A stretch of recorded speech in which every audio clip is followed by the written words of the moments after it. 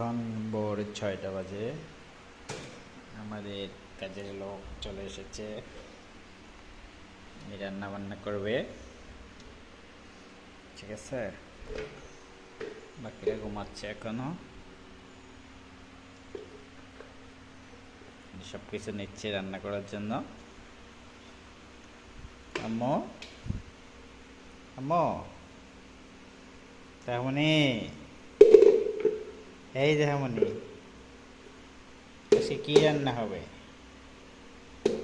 আজকে কি রান্না হবে? আলু ভাজি করবা নাকি? আলু ভাজি করবা? কি রান্না করবা আজকে? বাবা আমাকে বলতেছে। ঠিক আছে, শেষ সেই 5টা